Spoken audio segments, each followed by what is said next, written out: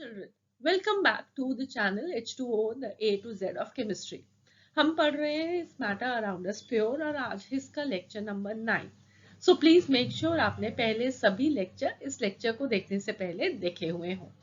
अभी जो हम टॉपिक डिस्कस कर रहे हैं दैट इज मिक्सचर्स, और मिक्सचर्स में जो हमें आज डिस्कस करना है that is going to be colloids और द कॉलॉइडल सॉल्यूशंस. तो वेरी इंटरेस्टिंग, कुछ चीजें हम पहले ऑलरेडी पढ़ चुके हैं कोलॉइड्स के बारे में. जब लेक्चर नंबर 4 में मैंने आपको एक ब्रीफ अंडरस्टैंडिंग दी थी what are the solutions, what are the suspensions and what are the colloids. तो आज की लर्निंग हम वहीं से शुरू करेंगे. पहले ब्रीफली अंडरस्टैंड करेंगे इन तीनों को with the help of an experiment और उसके बाद एक detailed understanding on what are colloids. So मैं हूं डॉक्टर ऋतु जौहर, आपकी educator from the channel, and I hope कि आप ये लर्निंग मेरे साथ एंजॉय करेंगे. सो हमने जब लेक्चर नंबर 3 में सबसे पहले मिक्सचर्स के बारे में पढ़ा तब हमने पढ़ा कि हम मिक्सचर्स को दो तरह से क्लासिफाई कर सकते हैं, homogeneous mixtures and heterogeneous mixtures. Homogeneous mixtures हमेशा सॉल्यूशंस होते हैं और हेट्रोजेनस मिक्सचर्स या सस्पेंशन हो सकते हैं या कलॉइड हो सकते हैं. और उन तीनों के एग्जांपल्स क्या हैं? फॉर एग्जांपल हमने 50 ml वाटर लिया एक ग्लास में और उसके अंदर कुछ कॉपर सल्फेट के क्रिस्टल्स डाले, तो हम देखते हैं कि वो एक uniformly intense blue colouration form करता है. ठीक है, यूनिफॉर्म कलरेशन होती है और वेल हमने उसको कहा होमोजेनस मिक्सचर. और एक होमोजेनस मिक्सचर हमेशा ही एक ट्रू सॉल्यूशन होता है. और ट्रू सॉल्यूशन के बारे में हमने डिटेल्ड अंडरस्टैंडिंग की थी lecture number 5, lecture number 6 and lecture number 7 में. तो इन केस अगर आपने वो लेक्चर्स को नहीं देखा तो please go back and watch those lectures for a thorough understanding on the true solution. फिर नेक्स्ट हमने 50 ml लिए एक ग्लास में पानी के और उसके अंदर हमने कुछ सैंड डाली. जो सैंड के पार्टिकल्स हैं थोड़ी देर तो पानी में सस्पेंडेड रहते हैं और फिर उसके बाद सेटल डाउन कर जाते हैं, और इसे हमने क्या बोला? इसे हमने एक हेट्रोजेनस मिक्सचर बोला. और क्योंकि इन पार्टिकल्स को हम नेकेड आई में से देख सकते हैं, वेल इससे हमने इसको क्या बोला? एक सस्पेंशन बोला. ठीक है, तो जब पार्टिकल्स जो हैं वो सॉल्वेंट के अंदर डिसॉल्व नहीं होते हैं, हम उन्हें नेकेड आई से देख सकते हैं, तो हम उसको एक सस्पेंशन बोलते हैं. नेक्स्ट एग्जाम्पल आया मिल्क का. तो हमने क्या किया? पानी लिया अगेन 50 ml, उसके अंदर एक स्पून फुल मिल्क का डाल दिया. हमने देखा कि एक व्हाइट टर्बिड सॉल्यूशन फॉर्म हुई. ठीक है, और अब इसे हम क्या बोले? इसे हम एक होमोजेनस सॉल्यूशन बोले या एक हेट्रोजेनस सॉल्यूशन बोले. ऑल्दो लेक्चर नंबर 4 में मैंने आपको बताया था कि इसे हम एक कॉलॉइडल सॉल्यूशन बोलते हैं या सिर्फ सिंपल एक कॉलॉइड बोलते हैं. बट क्यों बोलते हैं? That is what we have to understand in detail today. ठीक है, सो हमने सबसे पहले सॉल्यूशंस के केस में क्या किया? एक एक्सपेरिमेंट करके देखा कि हमने इसको सॉल्यूशन क्यों बोला. ठीक है, तो हमने एक एक्सपेरिमेंट में एक ग्लास में पानी लिया, उसके अंदर कॉपर सल्फेट डाला और उसके ऊपर एक बीम ऑफ लाइट डाली. ठीक है, उस बीम ऑफ लाइट में हम क्या देखते हैं कि वेल कॉपर सल्फेट सॉल्यूशन में से बीम ऑफ लाइट ऐसे ही पास कर जाती है. ठीक है, इस बीम ऑफ लाइट यहाँ पे इसके थ्रू विजिबल नहीं होती. The path of the light beam is not visible in the copper sulfate solution. क्यों ऐसा होता है? क्योंकि जो मिक्सचर के पार्टिकल्स हैं they are very small, they do not interfere with the passage of light. ठीक है, सो अगेन इसको हमने ऑलरेडी अंडरस्टैंड किया कि जो पार्टिकल्स होते हैं यहाँ पे सॉल्यूशन के केस में वो बहुत ही छोटे होते हैं. हम उनको नेकेड आई के साथ भी नहीं देख सकते, हम उनको माइक्रोस्कोप के नीचे भी नहीं देख सकते. ये पार्टिकल्स बहुत ही छोटे होते हैं, इसलिए ये लाइट की बीम को स्कैटर नहीं करते. उसके बाद हमने क्या देखा? हमने वही एक्सपेरिमेंट सैंड के साथ करके देखा. तो सैंड के केस में हम देखा कि पहले तो पार्टिकल सस्पेंडेड थे. जब सस्पेंडेड थे तो अगर आप टॉर्च की बीम डाल के देखोगे तो वेल वो पार्टिकल्स जो होंगे वो बीम को स्कैटर करेंगे. ठीक है, और दूसरे केस में थोड़ी देर बाद ये पार्टिकल्स नीचे जाके सेटल हो जाएंगे. ये पार्टिकल्स नीचे जाके सेटल हो जाएंगे और उस केस में जो बीम ऑफ लाइट है इनके थ्रू आगे पास नहीं कर पाएगी. सो एसेंशियली सस्पेंशन के केस में पहली चीज कि ये जो पार्टिकल्स हैं वो पानी में डिसॉल्व नहीं हुए, हम उनको नेकेड आई से देख सके, और साथ में ये पार्टिकल्स जो होते हैं they interfere with the passage of light. ठीक है, इसे हमने क्या बोला? इसे हमने एक सस्पेंशन बोला. सस्पेंशन के बारे में जो मैं आपको बताना भूल गई वो था कि इनकेस अगर आपने पिछला लेक्चर नहीं देखा तो पिछला lecture that is lecture number 8 was a lecture जहां में हमने सस्पेंशंस को डिटेल में डिस्कस किया, उनके कैरेक्टरिस्टिक्स को, उनके एग्जांपल्स को, सबको अच्छे से समझा। तो अब हम आए मिल्क पे। ठीक है, अब मिल्क क्या है, होमोजेनस है या हेट्रोजेनस है हमें नहीं मालूम है। मिल्क के केस में जो पार्टिकल्स होते हैं वो बहुत छोटे होते हैं, हमें तो नेकेड आई से दिखाई नहीं देते। ठीक है, और वो हमें मिल्क के अंदर जो सोल्यूशन बनता है, टर्बिडिटी वाइट आती है, वो भी हमें थ्रू आउट सारे ही सोल्यूशन में पूरी दिखाई देती है। ऐसा नहीं है कि कहीं पे वो टर्बिडिटी है कहीं पे नहीं है, ऐसा तो नहीं होता। थ्रू आउट द सेम हमें एक यूनिफॉर्म सा मिक्सचर ही दिखाई देता है, हमें पार्टिकल्स भी नहीं दिखाई देते हैं। तो हमारा कहना होता है कि वो क्या है, एक होमोजेनस मिक्सचर है। ठीक है, तो फिर हमने क्या किया, ये फर्क बताने के लिए कि वो होमोजेनस है या हेट्रोजेनस है, हमने उसमें से अगेन लाइट को पास किया। अब हम देखते हैं कि मिल्क में से ये लाइट हमें विजिबल दिखाई देती है। ठीक है, so the path of the beam of the light this becomes visible in the milk solution. अगर ये एक ट्रू सोल्यूशन होता तो वेल इसमें से ये बीम ऑफ लाइट विजिबल नहीं होनी चाहिए थी। ठीक है, मगर इसमें तो विजिबल है। इसका मतलब है कि जो मिल्क के पार्टिकल्स हैं वो बीम ऑफ लाइट को स्कैटर करते हैं, बिल्कुल वैसे ही स्कैटर करते हैं जैसे कि सस्पेंशन केस में स्कैटर करते हैं। ठीक है, they interfere with the beam of light whereas in the solution they do not interfere with the beam of light. तो ये अब यहाँ पे जो पार्टिकल्स हैं वो छोटे हैं, हमें नेकेड आई से नहीं दिखाई देते हैं, but they scatter the beam of light, इसलिए हमने इन्हें एक नया नाम दिया, that is called as the colloids. मतलब ये है कि जो कोलॉइडल सॉल्यूशंस होते हैं या सिंपली जिन्हें हम कोलॉइड्स बोलते हैं, they consist of small solute particles which are spread evenly in the solvent. This happens because the size of the particles of the solute is much smaller than the size of the particles in a suspension. But well, what you have to remember is that the size of the particles is still much larger than the particles in a true solution. Right? So colloidal solution can be defined as a mixture of particles, a mixture of solute particles evenly spread throughout the solvent. The particles, they are small, they cannot be seen with the naked eye, but they are large enough to scatter light. ठीक है, सो colloidal solution वो solution है, वो mixture है जिसके अंदर जो solute के पार्टिकल्स हैं वो इवनली स्प्रेड तो होते हैं सॉल्वेंट में, बट वो बहुत छोटे होते हैं, हम उनको नेकेड आई से नहीं देख सकते, पर वो स्कैटर कर सकते हैं द बीम ऑफ लाइट। ठीक है, let's talk about now the characteristics of the colloids or the colloidal solution. सबसे पहला कैरेक्टरिस्टिक है जो कोलॉइडल सॉल्यूशंस होते हैं, they appear to be homogeneous but they are actually heterogeneous in nature. हमें वो होमोजेनस क्यों दिखते हैं, क्योंकि हम उन्हें नेकेड आई से नहीं देख सकते। तो मिल्क के पार्टिकल्स को हम नेकेड आई से नहीं देख सकते, इसलिए हमें वो मिल्क एक ट्रू सोल्यूशन लगता है। मगर हमें क्या याद रखना है, हमें ये याद रखना है कि कोलॉइडल सॉल्यूशंस जो होते हैं they are heterogeneous in nature. क्यों हेट्रोजेनस होते हैं, क्योंकि हम उनको माइक्रोस्कोप के नीचे पार्टिकल्स को देख सकते हैं। अब जो ट्रू सॉल्यूशन होता है उसमें जो पार्टिकल्स का साइज होता है दैट इज 1 नैनोमीटर और लेस। सस्पेंशन के केस में जो पार्टिकल्स का साइज होता है दैट इज 100 नैनोमीटर और मोर। 100 नैनोमीटर और मोर वाले पार्टिकल्स के साइज की वजह से हम उन्हें नेकेड आई से देख सकते हैं, वो इतने बड़े हो गए कि हमें वो नेकेड आई से दिखाई दिए। ठीक है, और 1 नैनोमीटर के कम वाले बहुत ही छोटे होते हैं, वो हमें माइक्रोस्कोप के साथ भी नहीं दिखाई देते।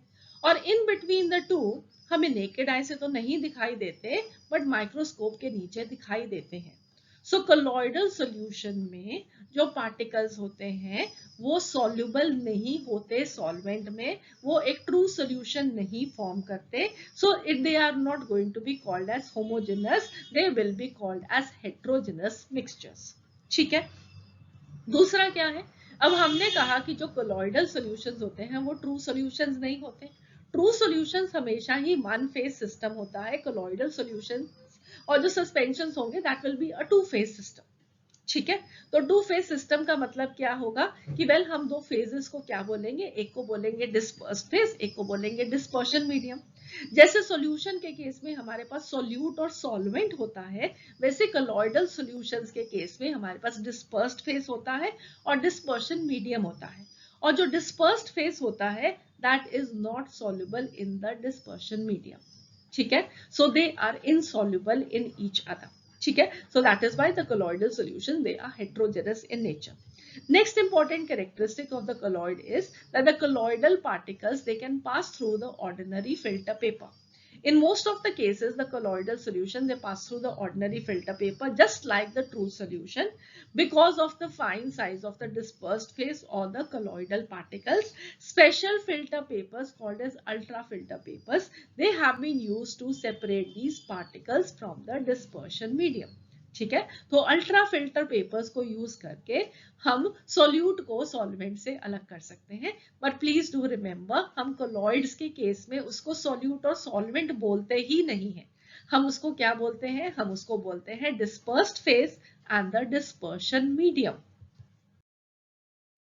So what is the dispersion medium? The medium in which the colloidal particles, they are dispersed, that is called as the dispersion medium. For example, in milk, water is the dispersion medium.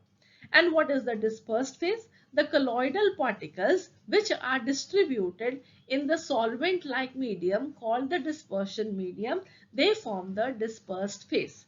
So for example, in milk, the fats, the proteins, the lactose, they are dispersed in water and they form the dispersed phase. ठीक है, I hope अब आप दोनों terms को अच्छे से understand कर चुके हैं.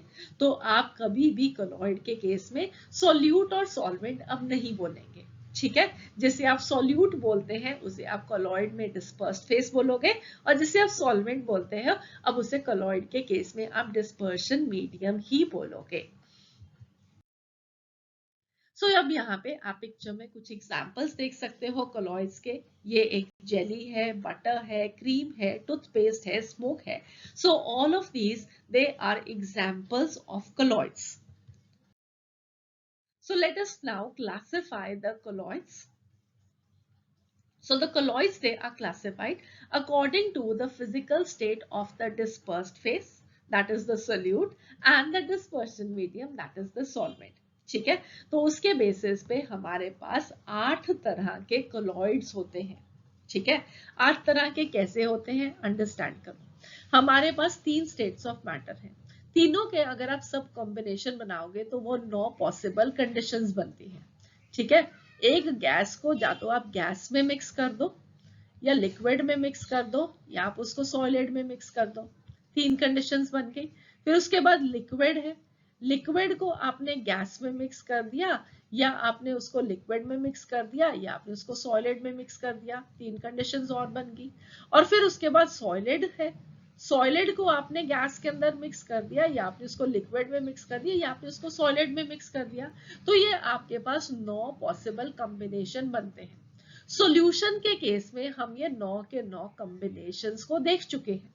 ये सारे 9 के 9 कॉम्बिनेशन सॉल्यूशंस के अंदर बनते हैं. So we have 9 types of solutions. But when we will be talking about colloids, it will be only 8 types of colloids. Why 8 types? क्योंकि gas in gas is always going to be a solution. ठीक है, सो gas in gas हमेशा अच्छे से diffusion होती है, एक uniform mixture बनता है, एक होमोजेनस मिक्सचर बनता है. So that is always a solution. So gas in gas will be a solution. बाकी सब केसेस पॉसिबल होते हैं to form the different types of colloids also. ठीक है, so just let me give you the examples of all of these. So अब हम इन्हें कैसे याद करें, the different types of colloids, let us see that.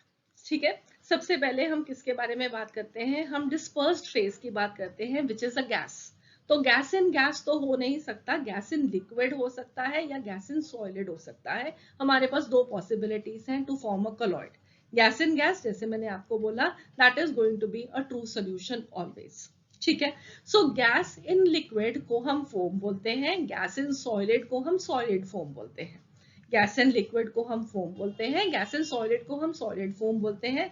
Example foam के we have fire extinguisher foam, soap bubbles, shaving cream, beer foam, तो ये सब क्या है, एक लिक्विड है जिसके अंदर आपको बबल्स दिखाई देते हैं. So that is air bubbles, that is gas in a liquid. Next we have a solid form, gas in a solid. तो उसका बेस्ट एग्जांपल जो आप अंडरस्टैंड कर सकते हो, दैट इज अ स्पॉन्ज.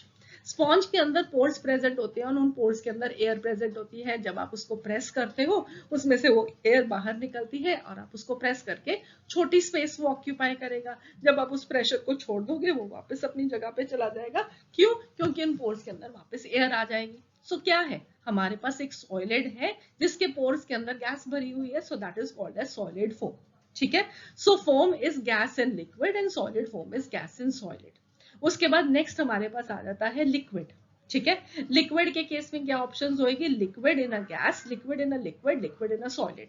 ठीक है. पहले बात करते हैं लिक्विड इन अ गैस. जब भी डिस्पर्शन मीडियम एक गैस होता है तब हम उसको क्या बोलते हैं, एरोसोल. ठीक है. जब भी डिस्पर्शन मीडियम गैस होगा that is aerosol. So you can remember this from air. Air में कॉलॉइड फॉर्म हुआ. ठीक है. So air is going to be the dispersion medium, that is gas is the dispersion medium. अब इसके लिए दो possibilities हैं गैस के लिए, that can be a liquid, it can be a solid. Liquid in gas, for example we have mist, clouds, fog, जहां पे water present है इन द एयर. ठीक है. और उसके बाद solid in gas, for example we have smoke. Smoke के अंदर क्या होता है, डस्ट पार्टिकल्स प्रेजेंट होते हैं, कार्बन पार्टिकल्स प्रेजेंट होते हैं. Then we have hair sprays, उसके अंदर भी सॉलिड प्रेजेंट होता है गैसेस के अंदर. Next we have automobile exhaust, again air के अंदर क्या प्रेजेंट है, कार्बन पार्टिकल्स एक्सेट्रा प्रेजेंट है. Then again we have smoke, that is smoke plus fog. So all of these they are having solid in a gas. And always whenever the dispersion medium is going to be a gas we will be calling it as an aerosol. फिर उसके बाद next आ जाता है emulsions. Emulsions क्या आएंगे, now this will be liquid. ठीक है. We are talking about now liquid. Liquid in a gas हमने पहले कर लिया एरोसोल में. उसके बाद दो चीजें रहेगी, liquid in a liquid and liquid in a solid. Liquid in a liquid को हम इमल्शन बोलते हैं, लिक्विड इन अ सॉलिड को हम जेल बोलते हैं. सो इमल्शंस का एग्जांपल क्या होगा, we have milk, we have cream, we have face cream. तो milk is an emulsion of a liquid in a liquid. what is the liquid in the liquid? Well, we have fat, liquid fats in water. That is what we have to be as milk. ठीक है. So what is the liquid in a liquid? It is fats, the liquid fats in water that we have as milk. So the milk is going to be an emulsion. Similarly, creams में, face creams में, all we have is fat in water emulsions. We will be talking more about these emulsions just now. Next we have is gel. So liquid in a solid, for example, we have jellies, we have gelatin, we have cheese, we have butter. तो butter और चीज से आप बहुत आसानी से समझ सकते हो कि बटर भी अगर आप थोड़ा सा उसको देखो तो कई बार जब आप बटर निकालते हो तो बीच में से लिक्विडिश वाटरिश सा निकलता है. ठीक है. वैसे वो सॉलिड होता है बट उसमें से वाटर भी निकलता है. जो मम्मा घर पे बटर निकालते हैं उसमें तो बहुत अच्छे से इसको समझ सकते हो. सिमिलरली चीज भी सॉलिड होता है बट उसको भी अगर आप प्रेस करोगे तो उसमें से भी वाटर निकलता है. So these are what liquid in solids. ठीक है. Next we have a sol. So that is we having a solid in liquid is called as sol and solid is solid in a solid. ठीक है. इसके examples क्या है, solid in a liquid. For example we have ink. तो ink की जो dyes होती हैं water के अंदर, that is what we have as the solid in a liquid sol. Soap solution, most of the paints we have muddy water, जो sand वाला पानी है गंदा गंदा सा, well that is also solids in liquid. Next we have a solid sol. So solid in a solid, for example, we have the colored gemstones like the ruby, glass, etc. The pearls, all of them they are what, solid in a solid colloids. ठीक है. So I hope ये आपको clear है. आप लोगों को ये सब नाम, क्या उसके अंदर डिस्पर्स्ड फेज होता है, क्या उसके अंदर डिस्पर्शन मीडियम होता है, ये याद करना बहुत इंपॉर्टेंट है. और साथ में उनके एटलीस्ट दो एग्जांपल्स आपको याद करने बहुत इंपॉर्टेंट है. ठीक है. I hope this is clear. ये टेबल आपको अच्छे से याद करना है. तो चलो अब हम इमल्शंस के बारे में कुछ और जानते हैं. तो मैंने आपको क्या बताया इमल्शंस के बारे में, वो कोलॉइडल सॉल्यूशन जिसके अंदर दोनों डिस्पर्स्ड फेज और डिस्पर्शन मीडियम दोनों लिक्विड्स होते हैं, उसे हम इमल्शन बोलते हैं. तो इमल्शन बनाने के लिए दोनों लिक्विड्स के लिए इंपॉर्टेंट कंडीशन क्या रहेगी, that they should be immiscible with each other. दोनों एक दूसरे में सॉल्युबल नहीं होने चाहिए, जैसे कि अल्कोहल एंड वाटर, वो एक दूसरे में मिक्स हो जाते हैं, they form a uniform mixture. So जब भी दो लिक्विड्स एक दूसरे में सॉल्युबल होंगे, वेल वो तो एक होमोजेनस मिक्सचर फॉर्म करेंगे, वो एक ट्रू सोल्यूशन फॉर्म करेंगे। और अगर हमें कोलॉइड बनाना है या सस्पेंशन बनाना है तो इंपॉर्टेंट कंडीशन क्या है, the substance should be insoluble in the solvent. ठीक है, तो अब यहाँ पे दोनों liquids they, if they have to form an emulsion, they should be immiscible with each other, right? So one of the liquids will be usually water, and the other liquid which is insoluble in water is called as the oil, right? एक पानी होगा और दूसरा जो liquid है that is insoluble in water, well उसको आप oil बोलोगे। ओके, और दो तरह के इमल्शंस होते हैं, one is oil in water emulsions. Oil in water का मतलब क्या है कि oil will be the dispersed phase and water will be the dispersion medium. और दूसरी टाइप हो सकता है वाटर इन ऑयल इमल्शंस, तो इसका मीनिंग क्या होगा, water will be the dispersed phase and oil will be the dispersion medium.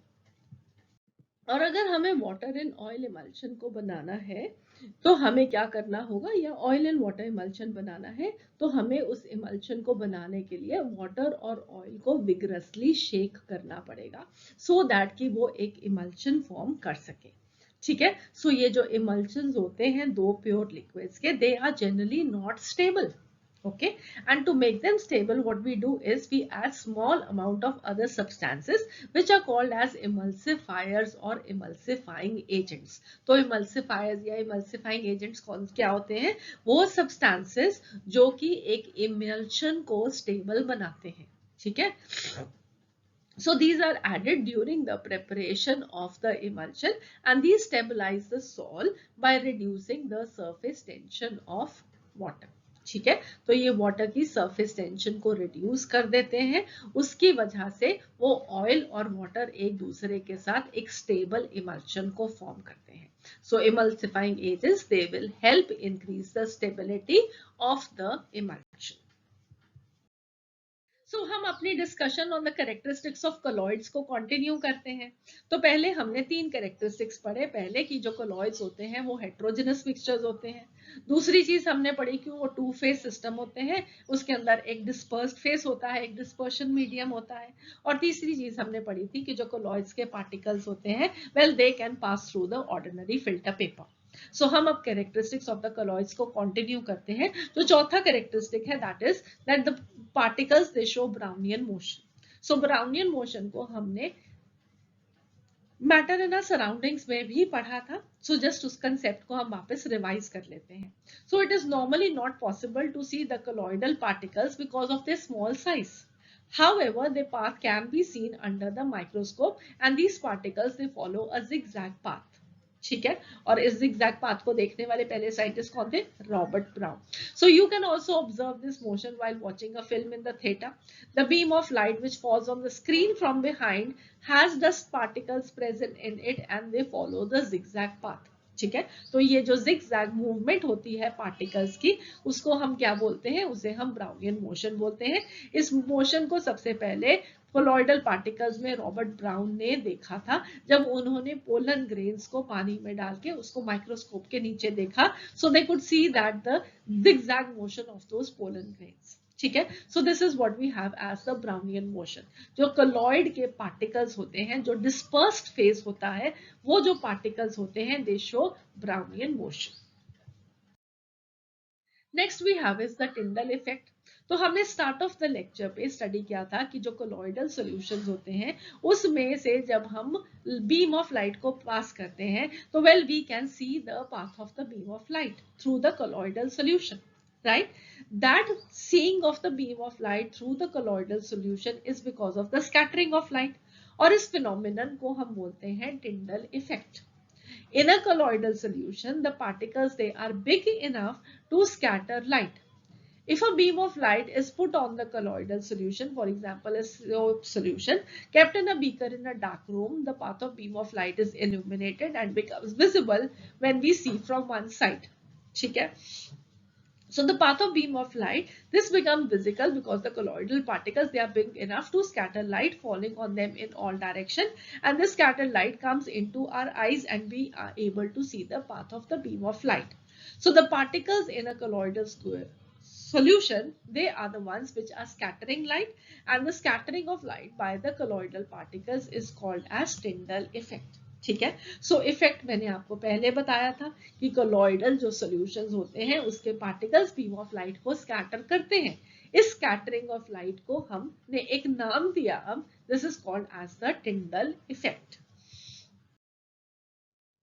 So now how can we distinguish a colloid from a solution? We can distinguish a colloid from a solution, from a true solution, by using the Tyndall effect. जो colloidal solutions होंगे वो Tyndall effect show करेंगे, whereas true solutions Tyndall effect show नहीं करेंगे. ठीक है, I hope this is clear. हमने start off the lecture में देखा, हमने लेक्चर नंबर 4 में भी इसको अंडरस्टैंड किया था. सो यू कैन अंडरस्टैंड नाउ कि अगर एक सोप सोल्यूशन है उसमें से आप बीम ऑफ लाइट को पास करोगे तो वो पाथ विजिबल होगा क्योंकि वो एक कोलॉइडल सोल्यूशन है. मगर अगर आप एक सॉल्ट सोल्यूशन या शुगर सोल्यूशन में से बीम ऑफ लाइट को पास करोगे तो वो उसका पाथ विजिबल नहीं होगा. देयरफॉर द सॉल्ट सोल्यूशन और the sugar solution is going to be a true solution. ठीक है, is it clear now? Very importantly, what you have to remember is all the examples of the Tyndall effect. तो ये क्या है? ये आप देख सकते हो, विंडो में से कमरे में अंधेरा था, विंडो में से सनलाइट आ रही है, एंड बिकॉज यहाँ पे डस्ट पार्टिकल्स प्रेजेंट होते हैं, हमें वो नॉर्मली डस्ट पार्टिकल्स दिखाई नहीं देते हैं बिकॉज वो बहुत छोटे होते हैं. But well when the beam of light enters in, the dust particles, they become visible to us. The beam of light is visible to us. Why? Because these particles, they were large enough to scatter the beam of light, right? So this is Tyndall effect, the scattering of a beam of light, right? Okay, so let us talk about all the effects examples now. So this is seen when a beam of sunlight enters a room through a small hole or a small window. The tiny dust particles suspended in air, they cause the scattering of light, and the scattering of light is called as Tyndall effect. It is also observed when the sunlight passes through a canopy of a dense forest. In the forest, the mist containing tiny droplets of water, they act as the colloidal particles dispersed in air. ठीक है, same effect is also observed when a beam of light is thrown from a projector onto the screen in the cinema hall. So this will be also Tyndall effect. The sky appears blue due to the scattering of light by the colloidal dust particles in air. So this is also Tyndall effect. And the sea water appears blue due to the scattering of light by the colloidal impurities in water. The answer, the effect is called as the Tyndall effect. ठीक है, I hope सारे के सारे examples आपको अब याद रहेंगे अपने एग्जामिनेशन के लिए. Now the next characteristic of the colloidal particles is that the colloidal particles, they carry charge. ठीक है, तो जो डिस्पर्स्ड फेज के पार्टिकल्स होते हैं इन अ कोलॉइडल सॉल्यूशन, आपको मालूम है कि वो हमेशा ही डिस्पर्स्ड रहते हैं डिस्पर्शन मीडियम में. वो कभी भी बॉटम पे जाके सेटल नहीं हो जाते जैसे कि हम सस्पेंशन के केस में देखते हैं. तो ऐसा क्यों होता है? एक बात तो है, आप लोग अब अच्छे से अंडरस्टैंड करते हो कि वो जो पार्टिकल्स का साइज था वो छोटा था. ठीक है, वो उतना बड़ा नहीं था सस्पेंशन के केस में कि वो ग्रेविटी की वजह से वो नीचे जाके सेटल हो जाए. But the another reason that we have is कि ये जो कोलॉइडल पार्टिकल्स होते हैं इनके ऊपर कुछ चार्ज प्रेजेंट होता है, चाहे वो पॉजिटिव चार्ज हो चाहे वो नेगेटिव चार्ज हो, इन पार्टिकल्स के ऊपर कुछ प्रेजेंट होता है चार्ज. और जितने भी एक पर्टिकुलर कोलॉइडल सॉल्यूशन के पार्टिकल्स होते हैं उनके ऊपर सेम ही चार्ज होता है. चलो मान लेते हैं कि सारे के सारे पार्टिकल्स के ऊपर पॉजिटिव चार्ज है. अब हमें ये भी पता है कि जब वो एक ही सेम चार्ज वाले पार्टिकल्स होते हैं, दे रिपेल ईच अदर. तो यहाँ पे कोलॉइडल सॉल्यूशन में भी जितने पार्टिकल्स हैं सब पे सेम चार्ज है, वो एक दूसरे को रिपेल करते हैं और वो एक दूसरे को इसीलिए कांस्टेंट मोशन में रखते हैं, and they always remain dispersed और suspended in the dispersion medium. ठीक है, इज दिस क्लियर कि कोलॉइडल पार्टिकल्स के ऊपर चार्ज होता है, सारों के ऊपर सेम ही चार्ज होता है, चाहे वो पॉजिटिव चार्ज हो चाहे वो नेगेटिव चार्ज हो. और क्योंकि सेम चार्ज होता है वो पार्टिकल्स एक दूसरे को रिपेल करते हैं, वो एक दूसरे को दूर भेजते हैं, and well this keeps them always in a constant motion. So this keeps them dispersed or suspended in the dispersion medium. So next what we have is now these colloidal particles, they carry charge, and because they carry charge they can move in an electric field. तो जब भी हम एक electric field लगाएंगे to the colloidal solution, the colloidal particles they will either move towards the positive or towards the negative electrode. And this migration of the colloidal particles under the influence of an electric field is called as electrophoresis. क्या कहते हैं हम इसको? Electrophoresis. हम एक electric field लगाते हैं. Electric field जब लगाते हैं तो कोलॉइडल पार्टिकल्स वो या तो पॉजिटिव या नेगेटिव इलेक्ट्रोड की तरफ मूव करते हैं. अगर तो वो पॉजिटिव इलेक्ट्रोड की तरफ मूव करेंगे, इसका मतलब है कि उनके ऊपर जो चार्ज है वो एक नेगेटिव चार्ज है. अगर वो नेगेटिव इलेक्ट्रोड की तरफ मूव करेंगे तो इसका मतलब है कि जो कोलॉइडल पार्टिकल्स है उनके ऊपर एक पॉजिटिव चार्ज है. So this property can be used to find out the nature of the charge carried by the colloidal particles in the colloidal system. Next अब आप यहाँ पे डायग्रामेटिक रिप्रेजेंट दे सकते हो इलेक्ट्रोफोरेसिस एक्सपेरिमेंट की.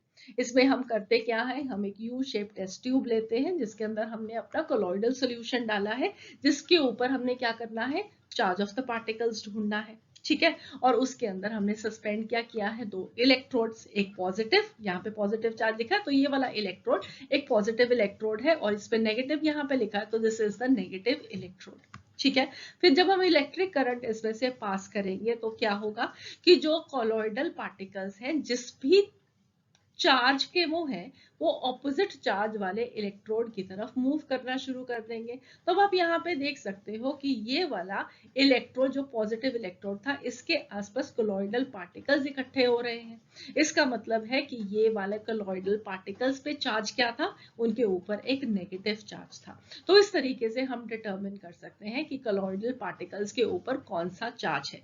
कोलॉइडल सॉल्यूशन जो है दैट इज पॉजिटिवली चार्ज और it is negatively charge. So here you can see now a few examples of the positive salts and the negative salts. ठीक है, so for example we have the positive salts to be oxides, for example titanium oxide. Then we have metal hydroxides like iron or ferric hydroxide, aluminium hydroxide, chromium hydroxide. All of these they are positive salts. Positively charged particles present होते हैं और electrophoresis experiment में ये negative electrode की तरफ attract होंगे. ठीक है, then we have the basic dyestuffs, they are also positive salts. Negative salts में we have metals like silver, gold, platinum, copper, etc. to be negative salts. Then metal sulfides like arsenic sulfide, then we have antimony sulfide, cadmium sulfide, all of these they are negative salts. Then the acid dyestuffs, the gums, the starch, they are negative salts. नेक्स्ट property जो है colloids की that is called as coagulation. अब ये coagulation क्या होता है, the process by which the colloidal particle they are separated by the addition of small amount of electrolytes like sodium chloride, alum etcetera. This is called as coagulation. ठीक है, तो हमने colloidal particles या dispersed phase को dispersion medium से separate करना है, तो हम कैसे कर सकते हैं, उस प्रोसेस को हम बोलते हैं कोआगुलेशन. अब उसे आप अंडरस्टैंड करो. ये हमारे पास एक कंटेनर है, इसके अंदर हमने कोलॉइडल सॉल्यूशन को डाला. ठीक है, अब कोलॉइडल सॉल्यूशन में हमारे पास डिस्पर्स्ड फेस है. डिस्पर्स्ड फेस के अंदर क्या होगा, जो पार्टिकल्स प्रेजेंट होंगे उनके ऊपर कुछ चार्ज होगा. मान लेते हैं इनके ऊपर नेगेटिव चार्ज है. ठीक है, अब ये नेगेटिव चार्ज है, सारे के सारे पार्टिकल्स के ऊपर नेगेटिव चार्ज है. अगर किसी तरह से हम इन पार्टिकल्स के नेगेटिव चार्ज को फिनिश करते हैं, ठीक है, हमने इन पार्टिकल्स के नेगेटिव चार्ज को क्या किया, फिनिश कर दिया, तो अब हमारे पास ये पार्टिकल्स कैसे हो जाएंगे, बिना चार्ज के पार्टिकल्स हो जाएंगे. ठीक है, जब तक तो इनके ऊपर नेगेटिव चार्ज था ये एक दूसरे को रिपेल कर रहे थे, ये एक दूसरे को रिपेल कर रहे थे, इसलिए ये कांस्टेंट मोशन में थे, और क्योंकि ये कांस्टेंट मोशन में थे इसलिए ये सस्पेंडेड थे. ठीक है, so they were suspended in the dispersion medium. अब यहाँ पे हमने क्या किया, इनके ऊपर का जो चार्ज था उसको कैंसल आउट कर दिया, उसको फिनिश कर दिया, किसी भी तरीके से कर दिया, हमने उनका चार्ज को फिनिश कर दिया. जब इनके चार्ज को हम फिनिश कर देते हैं तो अब ये पार्टिकल्स एक दूसरे को रिपेल नहीं करेंगे. अब क्योंकि एक दूसरे को रिपेल नहीं कर रहे हैं, अब ये सस्पेंडेड नहीं रह पाएंगे. अब ये क्या करेंगे, ये इकट्ठे होके नीचे सेटल डाउन हो जाएंगे due to the action of gravity. ठीक है। So now these particles they have settled down at the bottom of the container. ये जो पार्टिकल्स इकट्ठे होके सेटल हो गए at the bottom of the container, well this process is called as coagulation. ठीक है, आई होप आप लोगों को समझ में आया। अब ये क्योंकि सेटल डाउन हो गए हैं, ये इकट्ठे हो गए हैं, ये बड़े बड़े अब हमें दिखाई देंगे और अब हम इनको क्या करेंगे, सेपरेट आउट कर सकते हैं फ्रॉम द डिस्पर्शन मीडियम। ठीक है, I hope the process is clear. अब इसको कोआगुलेशन करने के लिए कॉलोइडल पार्टिकल्स का हम बहुत सारे मेथड्स को यूज कर सकते हैं, right. So let me just explain you them briefly. बहुत ज्यादा डिटेल्स आप लोगों को क्लास 9th में रिक्वायर्ड नहीं है, पर थोड़ा सा अंडरस्टैंडिंग कर लेंगे, अच्छा रहता है, एग्जामिनेशन में हेल्प करता है, ओलंपियाड्स में हेल्प करता है, और आपकी क्लास 11th और 12th में अगर आप लोग साइंस सब्जेक्ट्स को चूज कर रहे हैं, मेडिकल नॉन मेडिकल के प्रिपेयर कर रहे हैं, तो वेल ये आप लोगों को वहां पे बहुत हेल्प करेगा, क्योंकि ये सब चीजें आप लोगों को अपनी सीनियर क्लासेस में स्टडी करनी है। ठीक है। So the methods of coagulation of colloids, number 1 is by the addition of excessive electrolytes. For example हमने क्या इसमें डाला, सोडियम क्लोराइड को डाल दिया एक्सेस में। तो अब सोडियम क्लोराइड क्या करेगा, फॉर एग्जांपल हम लोगों ने लिया कोई एक नेगेटिव सॉल्ट ले लिया, ठीक है, कोई भी एक सल्फाइड, मेटल का सल्फाइड ले लिया, तो वो क्या होता है, एक नेगेटिव सॉल्ट होता है। तो अब यहाँ पे वो क्या करेगा, ये जो नेगेटिव चार्ज है ये सोडियम की तरफ अट्रैक्ट होगा, और जो सोडियम चार्ज होगा वेल वो क्या कर देगा, इसको न्यूट्रलाइज कर देगा। वो इसको न्यूट्रलाइज कर देगा तो फिर उसके बाद क्या होगा, अगेन पार्टिकल्स पे कोई चार्ज नहीं रखा, सो दे विल बी कोएगुलेटिंग। ठीक है। सिमिलरली हम इसका कैसे कोआगुलेट कर सकते हैं कोलॉइड्स को, इलेक्ट्रोफोरेसिस के साथ। तो इलेक्ट्रोफोरेसिस में अब आप अंडरस्टैंड करते हो कि अगर नेगेटिव सॉल्व होगा तो वो जो इलेक्ट्रोड होगा जिसके ऊपर पॉजिटिव चार्ज है उसकी तरफ मूव कर जाएगा नेगेटिव सॉल्व। ठीक है, इसके आसपास सब इकट्ठे हो जाएंगे, जो नेगेटिव पॉजिटिव चार्ज है वो एक दूसरे को कैंसिल करेगा और ये सारे के सारे यहाँ पे कोआगुलेट कर जाएंगे। ठीक है, so this is also another method. Electrophoresis is also another method for coagulation.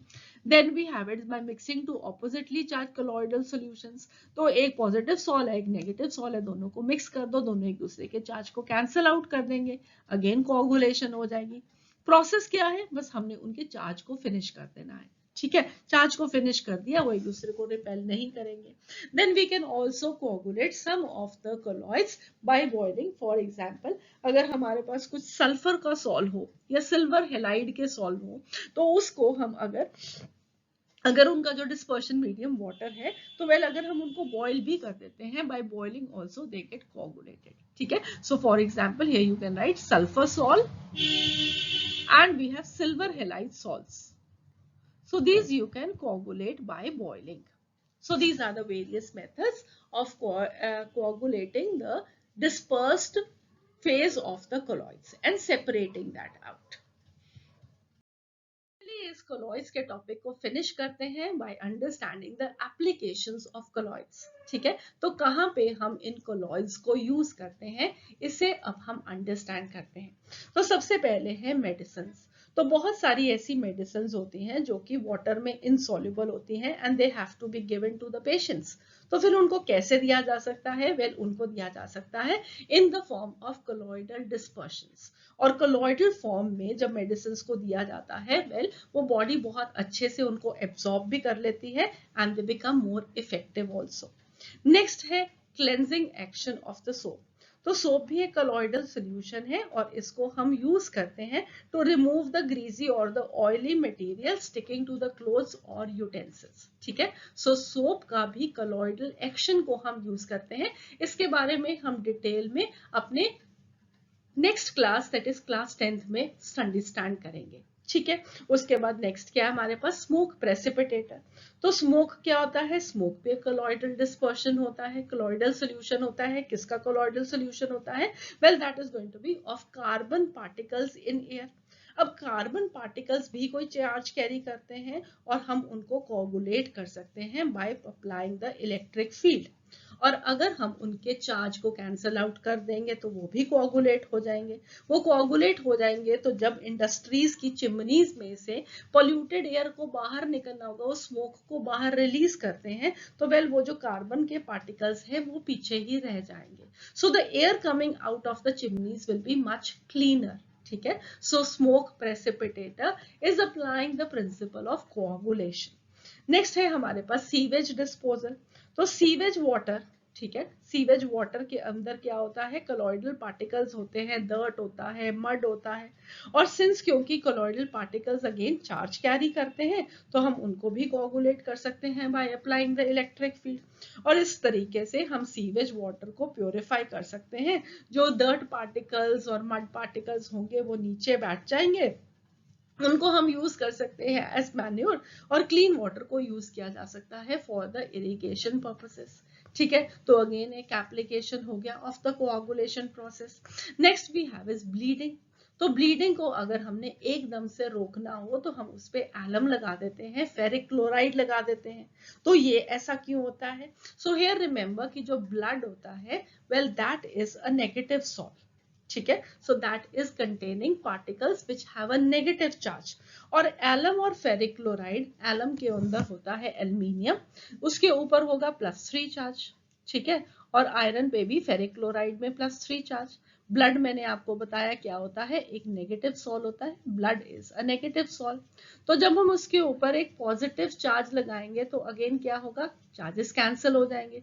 जब चार्जेस कैंसिल हो जाएंगे तो जो ब्लड के अंदर कोलॉइडल पार्टिकल्स प्रेजेंट है वो क्या करेंगे, वो इकट्ठे हो जाएंगे। ठीक है, जब वो इकट्ठे हो जाएंगे तो वेल वो क्या फॉर्म करेंगे, वो फॉर्म करेंगे क्लॉट, और ब्लीडिंग बंद हो जाएगी। ठीक है, so again this is an application of colloids that we have. The sky appears blue, मैंने आपको ऑलरेडी पहले ही बताया कि स्काई के अंदर क्या प्रेजेंट है, एयर के अंदर वाटर पार्टिकल्स प्रेजेंट हैं, और उसके बाद उसके अंदर डस्ट पार्टिकल्स प्रेजेंट है, जिसकी वजह से स्कैटरिंग ऑफ लाइट होती है, टिंडल इफेक्ट होता है, and because of the scattering of light the sky appears blue. Then delta formation when the river water this comes in contact with the sea water. अब river water के अंदर क्या present होता है, उसके अंदर क्ले पार्टिकल्स प्रेजेंट होते हैं, सैंड पार्टिकल्स प्रेजेंट होते हैं, और वो होते हैं नेगेटिवली चार्ज्ड। ठीक है, again you can right over here that the clay particles and the sand particles they are negatively charged. तो जब ये नेगेटिवली चार्ज पार्टिकल्स होते हैं, जब ये सी वाटर के पास पहुंचेंगे तो सी वाटर में क्या प्रेजेंट है, अगेन सोडियम क्लोराइड। और मैंने आपको बताया कि जब एक्सेस ऑफ सोडियम क्लोराइड हम इसमें डाल देंगे तो उसका जो सोडियम होगा वो नेगेटिव की तरफ अट्रैक्ट हो जाएगा। ठीक है, तो ये इसके चार्ज को बैलेंस कर देगा, अगेन वो कोआगुलेशन हो जाएगी। वो कोआगुलेशन हो जाएगी तो उसकी वजह से क्या होगा, जो क्ले होगा, जो sand होगा, they will be settling down where the river water is meeting with the sea water, and hence this leads to the formation of a delta. उसके बाद नेक्स्ट है the production of rubber. अब production of rubber में क्या होता है, well rubber this is a latex. ठीक है, and latex is a colloidal solution. Colloidal solution of rubber particles. और ये कैसा, इसके ऊपर क्या चार्ज होता है, वेल इसके ऊपर भी एक नेगेटिव चार्ज होता है। Latex is a colloidal solution of negatively charge rubber particles in water. Okay, और अगेन जब हम रबर को लेटेक्स से ऑब्टेन करते हैं तो हम क्या करते हैं, इसको कोआगुलेट कराते हैं विद एसिटिक एसिड। ठीक है, सो इसके अंदर लेटेक्स में हमने क्या डालना है, हमने इसके अंदर डालना है एसिटिक एसिड। एसिटिक एसिड का फॉर्मूला होता है CH3COOH। So you can write this also and you can remember it also. This is acetic acid. ठीक है, तो एसिटिक एसिड के साथ हम लेटेक्स की कोआगुलेशन कराते हैं और उसके साथ हमें रबर मिलता है। ठीक है, सो इतना आप याद कर लेना। उसके बाद है प्योरिफिकेशन ऑफ ड्रिंकिंग वाटर। तो ड्रिंकिंग वाटर में भी बहुत सारे डस्ट की, क्ले की, सैंड की इम्प्योरिटीज प्रेजेंट होती हैं जो कि सस्पेंडेड पार्टिकल्स होते हैं। तो अगेन उसके अंदर अगर हम एलम डाल देंगे तो वेल फिर से अगेन क्या होगा, अगेन वो नेगेटिव चार्ज को कैंसल आउट करेंगे और ड्रिंकिंग वाटर को प्योरीफाई करेंगे। Next we have is the curdling of milk. तो कर्डलिंग ऑफ मिल्क, जब हम पनीर निकालते हैं फॉर एग्जाम्पल, ठीक है। तो कर्डलिंग ऑफ मिल्क हम कब करते हैं, जैसे हमने पनीर निकालना है तो उसके लिए क्या करते हैं तुम आपके मम्मा लोग, तो वेल वो क्या करते हैं, उसके अंदर एसिटिक एसिड डाल सकते हैं, वो उसके अंदर सिट्रिक एसिड डाल देते हैं। तो उससे क्या होगा, जो इलेक्ट्रिकली चार्ज पार्टिकल्स होंगे एसिड के, they will cause the colloidal particles present in the milk to discharge their charge and they will be again coagulating and separating down as the curd. ठीक है। सो आई होप ये सब application अब आपको अच्छे से समझ में आ गए। मेडिसिन के लिए हम उसको यूज करते हैं कोलॉइडल फॉर्म में, बहुत सारी दवाइयां जो कि वाटर में इनसॉल्युबल होती हैं। सोप का क्लेंजिंग एक्शन क्या करेगा, because soap is a colloid, तो वो हम कोलॉइडल एक्शन को यूज करते हैं ग्रीस और ऑयल को रिमूव करने में। स्मोक प्रेसिपिटेटर में हम क्या करते हैं कि जो कार्बन के पार्टिकल्स प्रेजेंट होते हैं एयर में इन द स्मोक, वेल उनके ऊपर जो चार्ज होता है उसको कैंसिल करते हैं by the use of the electric field.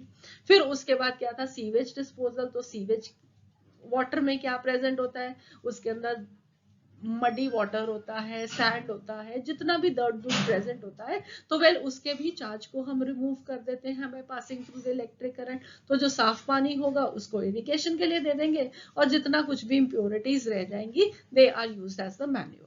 फिर आपको मैंने बताया कि जो ब्लड होता है that is a negative salt. Negative salt होता है, ब्लड को रोकना है तो उसके ऊपर या तो हम एलम लगा देते हैं, एल्यूमिनियम +3 चार्ज होता है, या उसके ऊपर फेरिक क्लोराइड लगा देते हैं, आयरन के ऊपर +3 चार्ज होता है, negative positive again charge cancel हो जाएंगे और वो प्रेसिपिटेट कर जाएगा और वो क्लॉट फॉर्म हो जाएगा। क्लॉट फॉर्म होते ही ब्लड निकलना बंद हो जाएगा। Sky appears blue because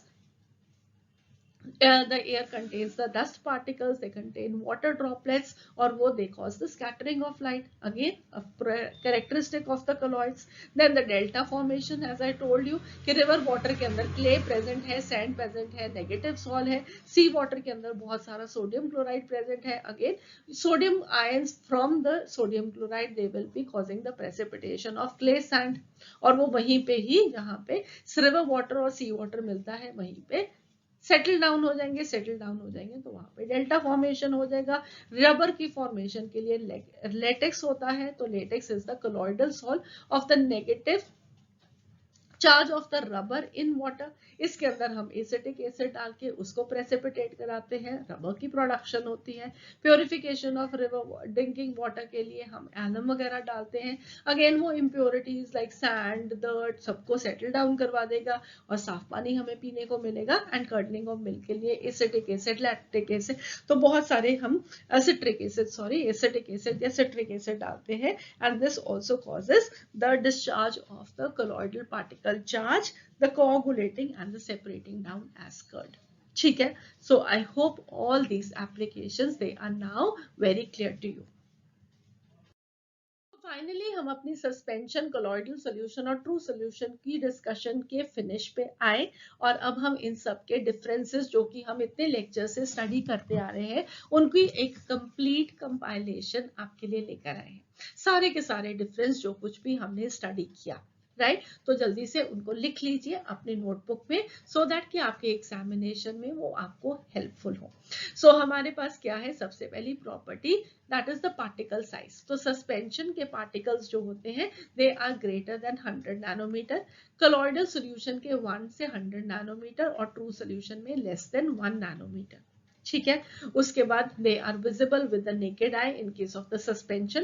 colloidal solution में नेकेड आई से तो नहीं दिखेंगे बट माइक्रोस्कोप के साथ दिख जाएंगे, और ट्रू सॉल्यूशन के पार्टिकल्स चाहे आप जितना मर्जी पावरफुल माइक्रोस्कोप भी ले लो उसके पार्टिकल्स आपको नहीं दिखेंगे।